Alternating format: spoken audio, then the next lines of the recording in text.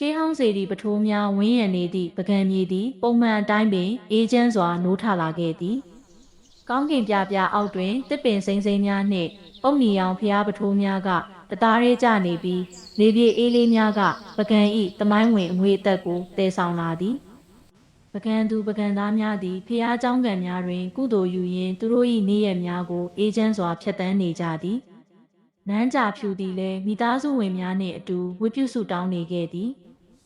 ဖျားအတွင်းဘက်တွင်ပကြီးကျော်များကနယံဆေးပကြီးများကိုစိတ်နှစ်ပြီးရေးဆွဲနေကြသလိုအပြင်ဘက်ကွင်းပြင်ကျဲကြီးထဲတွင်မူပကံသားတို့၏တေးဂီတတန်များနှင့်အတူပွဲတော်များကခုန်တီးမှုတ်ခြင်းများကပကံ၏တက်ဝင်မှုကိုပုံမူတောက်ပါစေသည်သို့သောထိုနေ့၏နေဝင်စည်းစာအချိန်တွင်တစုံတစ်ခုကရုတ်တရက်ပြောင်းလဲသွားခဲ့သည်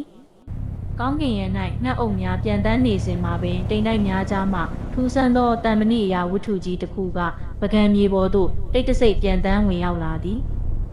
ဇေဒီပထိုးများ၏အမြင့်မှစီမီထွန်းရန်ပြင်နေသောနန်းကြဖြူသည်ထိုအရာကိုပထမဆုံးတွေးလိုက်ရသူဖြစ်ပြီးသူမ၏ရင်ထဲတွင်မကောင်းသောနမိတ်တစ်ခုကိုခံစားလိုက်ရသည်အချိန်ဆွဲနေ၍မဖြစ်တော့နန်းကြဖြူသည်သူမ၏ခါတွင်ရဲရင်ချင်း၏ပြက်ရုပ်ဖြစ်သောဓားကိုလွယ်လိုက်သည်သူမ၏အမြဲတမ်းအဖော်မူဖြစ်သောမြင်းဖြူကြီးပေါ်သို့ခုန်တက်ကပကံနန်းတော်တကားကြီးမှနေ၍ထူးဆန်းသောအန္တရာယ်ကိုရင်ဆိုင်ရန်မြေမှုန်များတထောင်းထောင်းထသွားအောင်အရှိန်အဟုန်ဖြင့်စီးနှင်းထွက်ခွာလာခဲ့ပါတော့သည်